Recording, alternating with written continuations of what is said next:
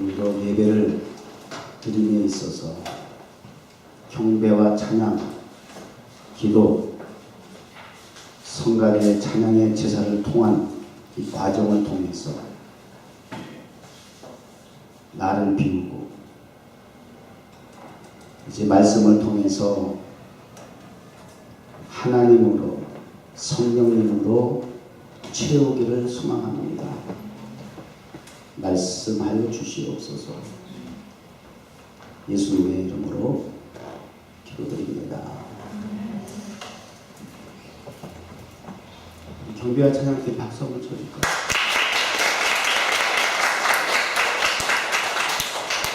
좀 갑작스럽긴 해도 스트레칭이 없이 하니까 조금 놀라긴 했는데, 뉴욕 가는 처치 생일이래요.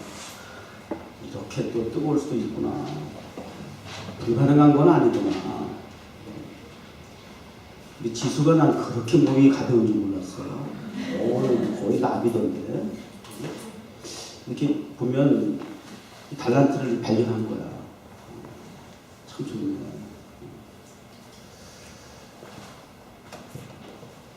자, 우리 사순절 이제 기간을 우리가 지나면서 주제를 포커스를 기도에 집중합시다 그랬어요. 기도라는 그 타이틀을 가지고 이제 말씀을 계속 지금 보고 있습니다. 오늘 그 미가서는 사실 여러분 방금 6절에서 8절 말씀까지 보았지만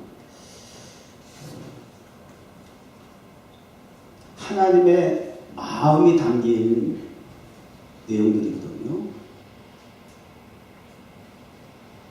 하나님의 의문이 거기 있고요. 그 의문이 고민으로 나타나고요. 그래서 그 고민을 좀 해결해 보려고 하는 주님의 요구가 담겨져 있어요. 근데 우리는 기도라고 하면 나의 필요와 요구를 하나님 앞에 구하는 것이다. 그렇게 우리가 정의를 내리고 알고 있거든요. 그래서 이건 아니다. 굉장히 이러한 우리의 기도에 대해서, 예배에 대해서 와, 우리 하나님 대단히 고민을 하고 계시는구나. 이러한 종교적인 행태에 대해서 우리 주님은 도대체 왜 저들이 이렇게 예배를 드릴까? 이런 기도를 할까에 대한 의문을 넘어 고민이 되신 거예요. 이건 아닌데. 그래서 오늘 말씀의 제목은 기도라고 하는 것은 나의 요구, 물론 없지 않아 있어요. 그러나 우리가 놓치지 말아야 할 것은 기도는 일방적인 나의 생각과 나의 요구만, 나의 계획만 하나님 들어주세요 요구하는 이기적인, 일방적인 상당히 그 건방진, 무례한 그런 기도라고 한다면 이거는 아니다. 이런 기도 받으시니 주님이 참 지금 고민이 상당하구나. 그래서 기도는요, 나의 요구도 물론 있지만 더 중요한 것은, 놓치지 말아야 할 것은 하나님이 내게 요구하는 것이 기도여야 한다. 이 부분을 우리가 많이 놓쳤기 때문에, 자, 이 말씀의 배경은 기원전 8세기니까 지금으로부터 거의 3000년 전이에요. 미가 선지자가 활동할 시기니까 이사야 선지자니 동시대 선지자인데, 이사야 선지자는 대선지자라고 미가 선지 소선지라고 이렇게 분류를 해놨어요. 그래서 이 미가 선지자가 오늘 본문에 기록한 말씀과 동시대의 인물인 이사야 선지자가 또 기록한 말씀을 한번 대조해 보면서 혹시 공통점이 무엇이고 차이점이 무엇인가 한번 우리가 보는 게 필요할 것 같아서 이사야서 1장 1절 이하에 있는 말씀을 제가 한번 읽어드리겠습니다. 유다와 우시야와 요담과 아하스와 히스기야 시대의 아모스의 아들 이사야가 유다와 예루살렘에 대하여 본 이상이라. 하늘이여 들으라, 땅이여 귀를 기울이라. 여호와께서 말씀하시기를 내가 자식을 양육하였거늘 그들이 나를 거역하였도다. 하나님이 택한 백성들을 자식이라고 표현하네요. 그러니까 우리는 하나님을 아버지라는 게 맞아요. 그렇게 자식을 양육하듯이 그렇게 하나님의 백성들을 보살피셨다는 거예요. 그런 반면에 이스라엘 백성들은 자식과도 같이 어긴 아버지 하나님에 대한 자세가 도리어 거역을 하는 행위를 보였다는 거죠.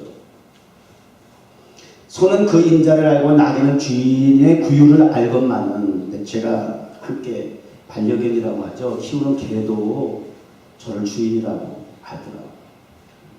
보이지 않아도 멀리서 제가 차를 타고 오는 그 소리만 들어도 느낌으로도 저를 알고 대문에 현관 앞에서 그렇게 꼬리 흔들고 기다린다네요. 주인을 알아본다는 얘기겠죠. 저는 어떨 땐 짜증도 내고 막 그냥 말 안 된다고 뭐라고 하는데도 우리 반려견은 그저 대들지 않고 뭐라 그러지 않고 컴플레인 하지 않고 그저 지금까지 거역하지 않고 배반하지 않고 그렇게 잘 따르더라고. 나 그래서 어떨 땐 부담스러워. 너무 그렇게 하지 마. 나는 그렇게까지 책임질 수 없어. 부담스러워. 나 너무 그렇게 따르지 마. 너무 그렇게 신뢰하는 눈빛으로 보지 마. 나 그렇게 난 너한테 대책을 보여줄 수 없어. 내가 어떨 때 너한테 그렇게 얘기를 해요. 너 너무 이렇게 나 따라오지 마. 너 그렇게 신뢰하지 마. 부담스러워. 나 그럴 때가 이런 데니까. 그렇게 하지 마. 여러분, 의종이와 하인이라는 사람의 이름을 들어보셨습니까? 하인이와 의종이. 그런 사람 이름 못 들어보셨어요? 오늘 여러분 이름 그 개명하세요. 여러분 의종이가 되고 하인이가 되세요. 그 대신 성은 주여식 목사의 주자를 따세요. 주의종과 주하인이 되세요. 진정한 주님의 하인이 되고 주님의 종이 되세요. 이거 보세요. 지금 하나님의 심정이 난 너희를 자식과 같이 양육했는데 자식들 너희들 나를 이렇게 배반하고 거역하냐? 그러시잖아요. 그리고 소도 나귀도 주인을 알고 임자를 안 되잖아요. 그런데 어떻게 자식이 돼가지고 아비를 알아보지 못하느냐? 한탄이죠. 나의 백성은 깨닫지도 못하는도다. 그리고 11절 이하에 보면 계속해서 이런 말씀이 나와요. 왜 이게 도대체 그러면 무슨 말씀을 하려고 하시는 걸까? 이게 무슨 의미일까? 도대체 이게 무슨 소리지? 라고 하는 사람들에게 조금 이해를 구하기 위해서 11절 이하에 있는 말씀이 필요해요. 너희의 무수한 재물이 네게 무엇이 유익하뇨? 오늘 본문 6절에도 내가 무엇을 가지고 여호와 앞에 나아갈까 그랬어요. 그러니까 하나님 앞에 나아갈 때는 빈손으로 나가는 게 아닌가 보죠. 공수로 나가면 안 되나 보죠. 우리 하나님 앞에 나아갈 때는 뭔가 가지고 나가야 되나 보죠. 무엇을 가지고 나가야 할까? 그런데 이스라엘 백성들은 이미 무수한 재물을 가지고 갔던 거예요. 그런데 우리 주님은 그게 내게 무슨 유익이 있지라고 반문하신다는 거예요. 오늘 본문 6절에도 보면 내가 번제물 1년 된 송아지를 가지고 나아갔다.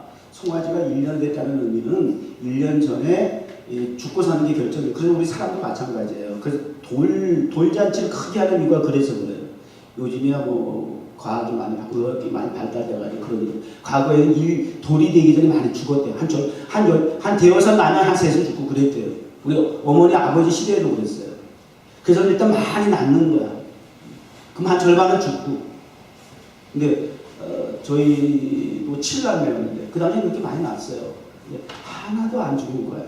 다만 맨 마지막 꼬랑지인 저만 그냥 너무 많아서 하나 지워야 되겠다. 우리 엄마가 그렇게 예정해가지고 지우려고 했었죠, 저를.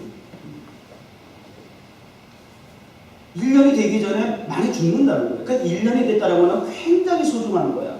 송아지도. 그렇게 가장 소중한 가치가 있는 것을 하나님 앞에 제물을 드렸다.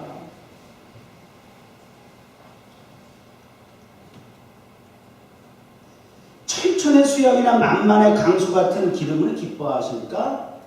이렇게 지금 하나님의 백성들은 하나님 앞에 나아갈 때에 이렇게 엄청나게 1년 된 그 송아지, 질적으로 상당히 고품질이야.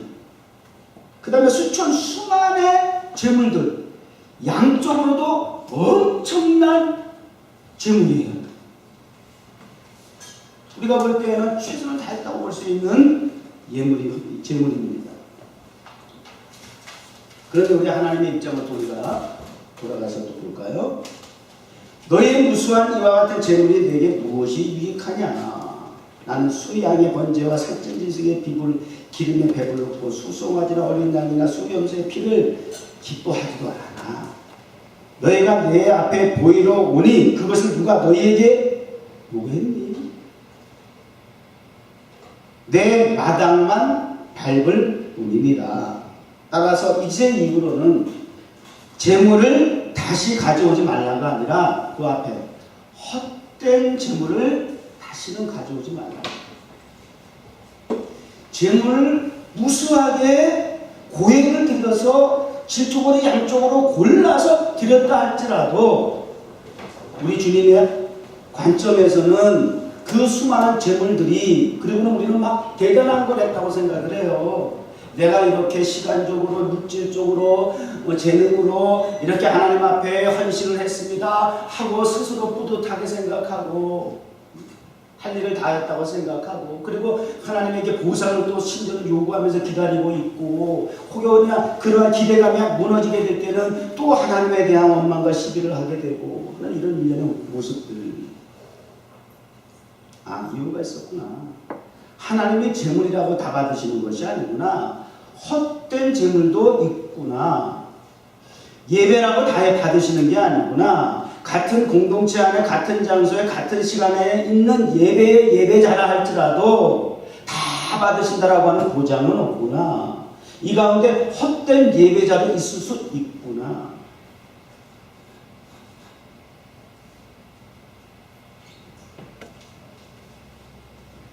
분양은 나의 가정이요, 심지어 하나님 앞에 드리는 이런 예배의 형태들, 제사 형태들, 이런 것들은 우리 주님께서 가증하다는 표현까지 쓰셨어요.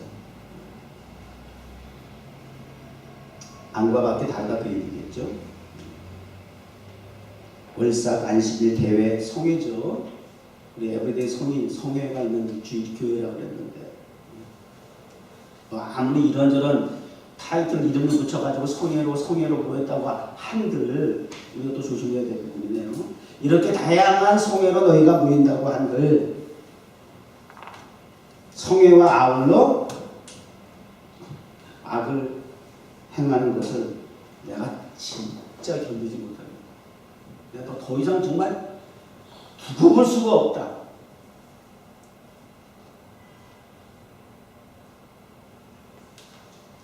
내게 오히려 너희들의 그러한 예배자의 모습이, 예배를 드리니 가져오는 이 제물이 도리어 어떻게까지 여겨진다고요?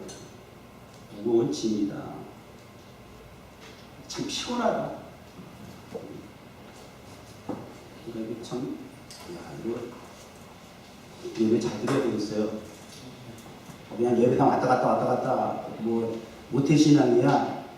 10년 20년 됐어. 뭐 집사야 장로야. 야, 이거 확인할 것은, 점검할 것은 그런 부분보다 하나님 앞에 드리는 그 우리의 예배가 정말 하나님 받으시는, 하나님 정말 행복하게 드리려고 드리는 예배가 주님에게 짐이 되네. 주님을 짜증나 피곤하게 한다는 얘기예요. 이거 얼마나 반전이고 충격이에요.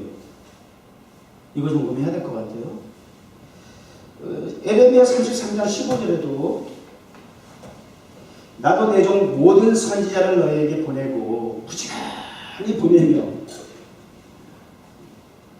이 하나님께서 주의 종 선지자들을 시대마다 부지런히 보내셨대요. 이 시대에도 뉴욕 정원교회를 통해서 저와 여러분을 주의 종으로 삼아 하나님께서 이 땅에 보내신 존재성에 대해서 내가 여러분 확인할 필요가 있어요. 이 땅에 보내주신 거예요. 그러면서 이렇게 말씀하셨대요. 왜 보내셨을까? 너희는 이제 각기 악한 길에서 돌이켜 행위를 고치고 다른 신을 쫓아 그를 섬기지 말아라. 그리하면 너희와 너희 선족이 이 땅에 거하리라. 하여도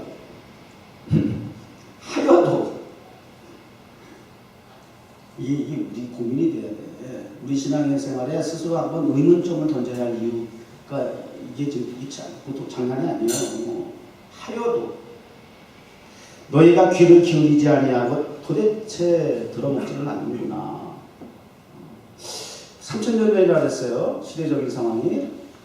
근데 3000년이 지난 오늘의 시대적인 배경도 미가서는 1장에서 2장까지 3장에서 오늘 본문 전에 있는 5장까지는 일반 세상 백성들에게, 그 다음에 세상의 통치자들에게 주는 경고의 말씀이 있고, 그 다음에 오늘 6장에는 하나님의 택한 백성들에게 주신 경고의 말씀이에요. 다 분류해서 디테일하게 말씀을 선포했어요. 근데 더 심각한 것은 세상은 그렇다 치더라도 하나님의 택한 백성 세운 교회가, 예수 그리스도의 피값을 주고 세운 교회가 예수님 이후에 제자로서의 증인으로서의 사명을 감당하라고 주님께서 십자가를 지셨던, 그리고 세웠던 교회가 심지어는 내 말을 듣지도 따르지도 아니하는구나. 겉으로는 무수한 예배를 통해서 반복적으로 나아오기는 하는데 전혀 받으시는 하나님과 드리는 예배자와 상관이 없는 그 이상한 교제입니다. 이상한 교제. 교제에 대해서 여러 가지 말씀을 드렸습니다만 관계성은 교제를 보면 알거든요. 교제는 다른 말로 하면 펠로십, 사귐이잖아요. 우리가 예배를 드리는 것은 사귐의 형태입니다. 우리가 기도를 집중한다라고 하는 것은 하나님과의 사귐의 형태를 말하는 거예요. 하나님은 우리와 사귀는 방법은 예배자로서, 기도자로서 교제하는 거예요. 교통하는 것이 수단이에요.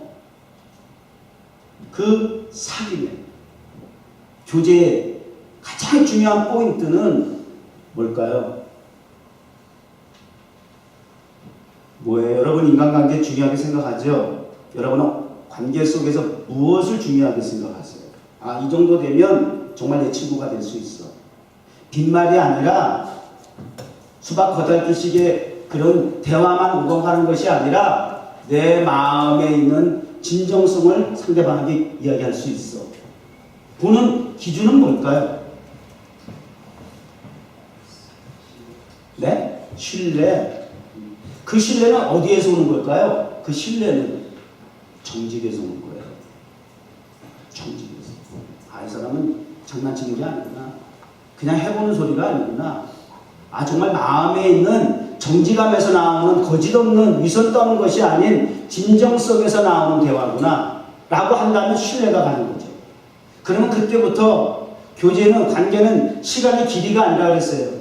대화의 양이 아니라 그랬다니까요. 마음의 진정성에 대한 깊이가 교제의 관계성을 증명해 주는 거예요. 하나님과의 사귐도 다르지 않다니까요. 많은 재물이 그래서 필요치 않다는 거야. 주님이 필요치 않다는 것보다는 그게 하나님 앞에 많은 기도, 여기 뭐야 사두개 바리새인과 같이 외식하는 자의 기도, 나 사람에게 보이려고 좀 그렇게 기도하지 마. 그렇게 주님이 직접 가르치시는 기도에 너는 이렇게 기도하라 하면서 직접 샘플로 가르쳐 주셨거든요. 저렇게 사람이 보이려고 하려고 하려고 차라리 골방 들어가세요. 아무도 안 하면 골방 들어가세요. 그런 사람들이 이렇게 말을 많이 해야 되는 줄 아는데 그렇게 하지 마. 그거 중문부원이야. 그런 기도 나 듣지도 않아. 그냥 허공을 떠도는 그런 의미 없는 소리에 불과해. 진정성이 하나도 담겨있지 않아. 왜? 그 기도는 사람에게 보여주려 할 기도니까. 우리 신앙생활이 이게 함정이야. 대상은 하나님이라고 정해놓고 우리의 신앙생활의 모든 형태는 사람에게 보이기 위한 의도가 거기 있는 거야. 내가 뭔가 해놓고 사람들 박수 받고 원하고, 목사도 조심해야 되죠. 성도들한테 잘했다는 소리 듣고 싶어. 어떻게든 내가 성도들의 마음을 잘 좀 어떻게 해서 설교를 좀 잘 준비해서 전해야 할 텐데, 사람에게 포인트를 맞추고 있는 거지. 하나님의 입장에서 하나님의 뜻이, 하나님의 요구가 우리 백성들에게, 하나님의 교회에게 주시는 말씀은 무엇 거라고 하는 하나님의 시선과 하나님의 관점과 하나님의 의주와 하나님의 목적에 대해서 깊이 파악을 하고 전달하려고 하는 그런 관점이 아니라, 하나님의 메신저로서의 그런 사명을 가지고 전달하려고 하는 것이 아니라 어떻게든지 사람을 즐겁게 해주려고 하고, 사람의 비유에 맞추려고 하고, 그래서 어떻게든 사람이 박수를 쳐주고 자리를 유지하고, 남에 대한 것이 아니라 그러지 말아야 되겠다 하는 스스로의 어떤 경각심을 말씀드리는 거예요. 제가 누구한테 누굴 판단했습니까? 그럴 수도 있다. 목회자는 그렇고 우리 예배자의 성도들도 예배, 교회에 헌신된 삶의 모습도 이렇게 사람에게, 목사에게 인정받고 보여주기 위한, 박수받고 칭찬받기 위한, 인정받기 위한 보이지 않는 불순한 것도 있을 수 있다. 그거 좀 알아봐 주길 바라기는 마음이 있다. 있지요. 그죠? 그런 부분들에 대해서 우리가 신앙생활에 대해서 잘못된 그런 부분들에 대해서 상처나 저리나 지금 오늘날 우리 교회들의 모습이나 크게 다르지 않다. 시대적인 상황이. 그러니까 이 말씀은 늘 이스라엘 사람들밖에 무슨 상관이야. 아니 무슨 뭐 3,000년, 2,000년 전에 히브리 민족 지중해 연안에서 일어났던 일들이 중동에서 일어난 일이라고 무슨 상관이야. 하나님의 말씀의 신비고 능력인 것이 동서고금만문하고 누구에게나 적용이 참 되더라는 거죠. 그게 남의 말씀이 아니라 내게 주신 말씀이더라는 거죠. 아브라함과 모세가 다윗과 그 밖에 많은 신앙의 선조들이 걸어갔던 그 길이 돌아보니까 나의 모습이더라는 거예요. 다만 그 상황 속에서 어떤 초이스를 했느냐, 그래서 어떤 결과를 가져오는 그러한 삶을 살았느냐, 이런 것들은 우리의 믿음의 정도에 따라서 차이가 조금 있을 뿐 주어진 상황은 크게 다르지 않다는 거죠. 그래서 적용이 은혜입니다. 우리 교회 남 얘기할 것 없이 우리 교회의 나의 신앙생활을 점검하며 한번 돌아볼 수 있는 이 말씀이 되었으면 참 좋겠다. 하나님이 의문을 가지고 있는 예배자, 심지어는 고민거리가 되고 있고 하나님을 행복하게 하게 한 모습이 아니라 도리어 피곤하게 할 수 있는 예배자의 모습은 아닐까.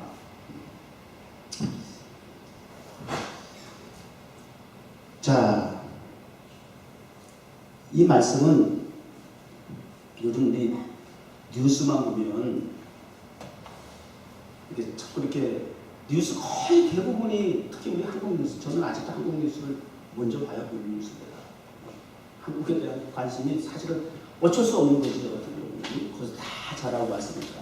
그냥 저한테나 한국에 관심이 가지고 있어요. 근데 한국 뉴스의 공통점은 내가 지금 항상 반복적으로 자주 등장하는 것이 이 비리, 불법, 이런 고위공직자들이 기소가 되고 재판을 하고 아주 징글징글맞게 보죠. 끊임없이 반복적인 그런 상황들을 계속 보는 거예요. 근데 어떻게 보면 이 미가서에 있는 말씀은 세상 사람들과 세상의 통치자들과 그리고 오늘 6장부터는 하나님의 백성들에게까지도 심지어는 기소 의견으로 검찰에 송치돼 가지고 재판장에 나오는 그런 어떤 광경을 여기서 소개하는 거예요. 증인은 산과 바다, 이런 하나님이 지으신 피조세계고 그 앞에서 우리가 피의자 신분으로 나가야 되는 거예요. 그리고 선지자 미가를 통해서 하나님 앞에 지금 이런 우리의 영적인 상태에 대해서 지금 기소가 되는 거예요. 이런 모습입니다. 심판대 앞에 서야 하는 우리 인생의 모습이다 라고 하는 어떤 작은 머지않아 있을 도래야 할 우리의 심판날에 있을 우리의 모습들. 근데 그때 우리가 이러한 상황에 도달하게 되면 이미 그때는 때가 늦은 거야. 그때는 이미 늦어요. 지금 과정 속에서 이러한 것들을 통해서 우리를 교훈하실 때 돌아서야 되겠죠. 믿음이 없고 패역한 세대요. 무슨 얘기예요? 패역이라고 하는 말은 구부러졌다는 거예요. 어그러졌다는 거예요.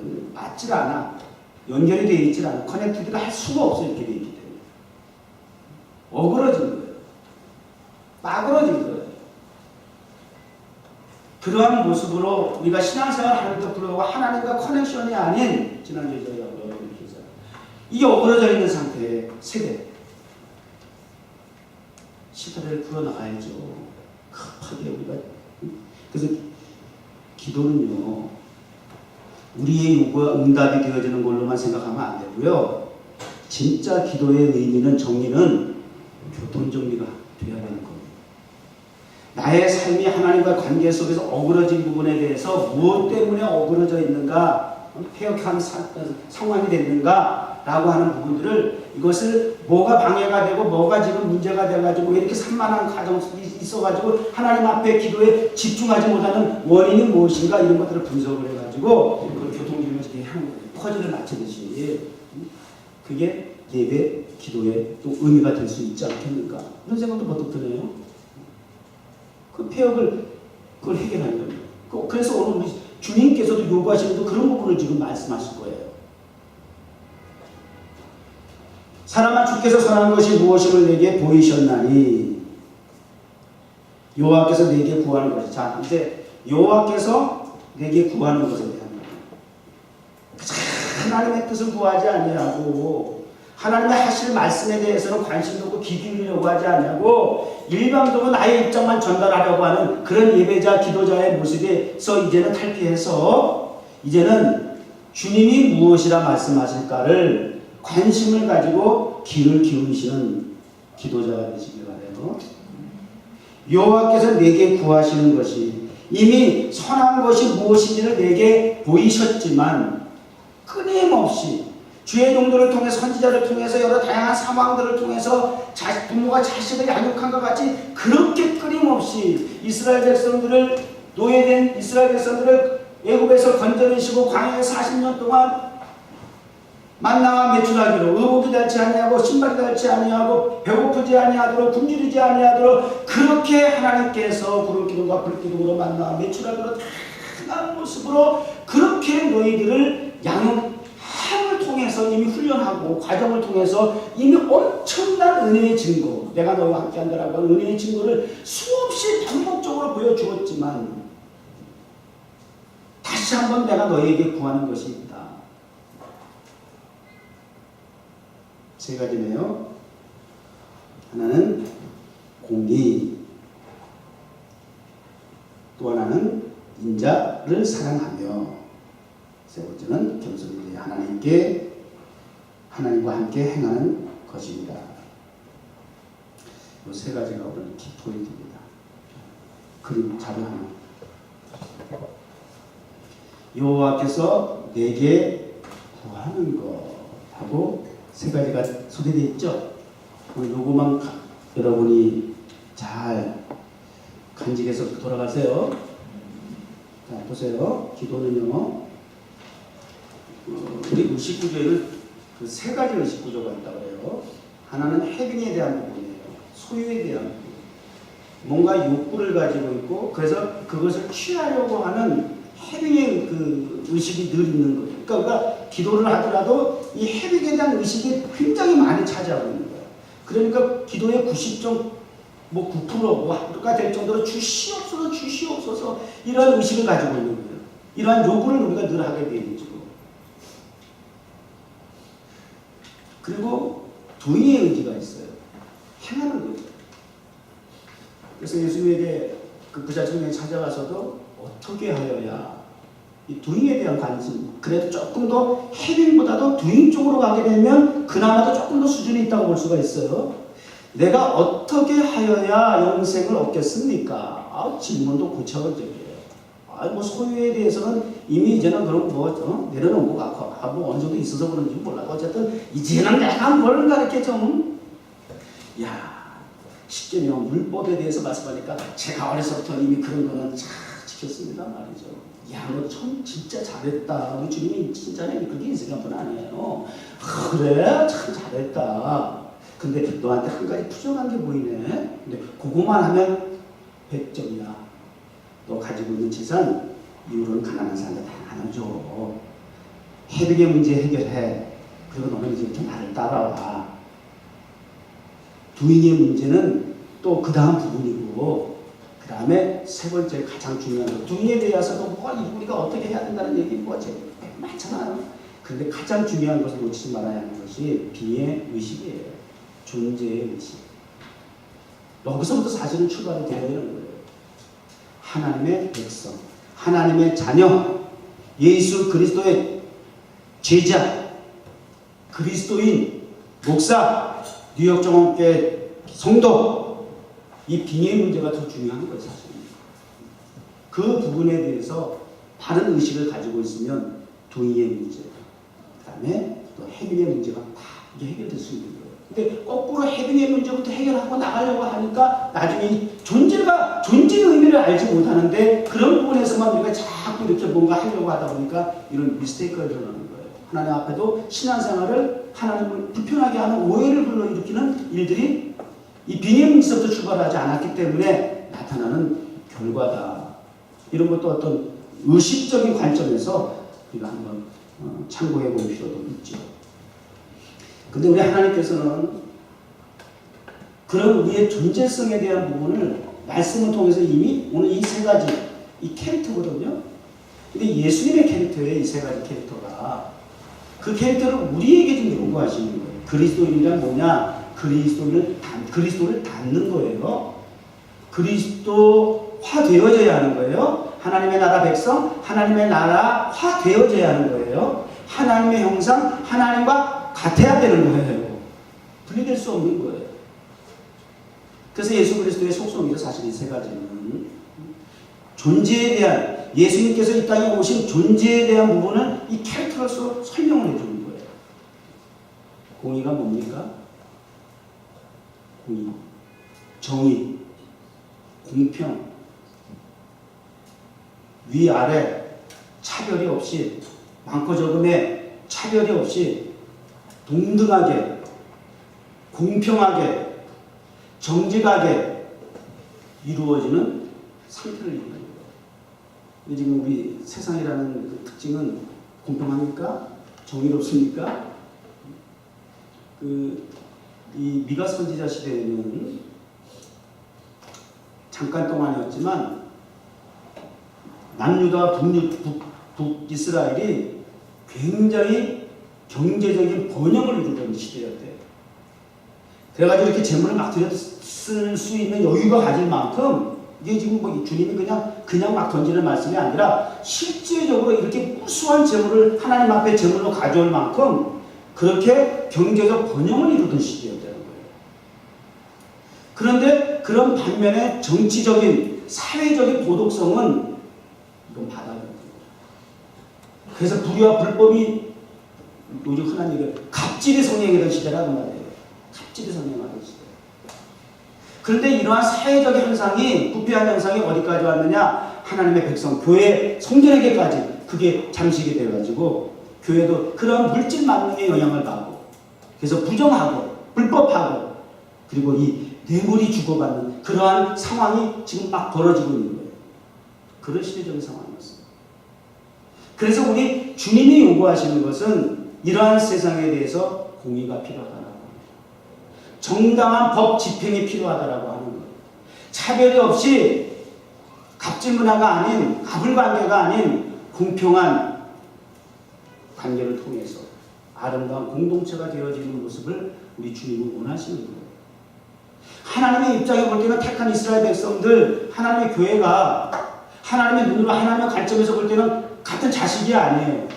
같은 자식인데 거기에 빈부격차가 있고 차별이 있고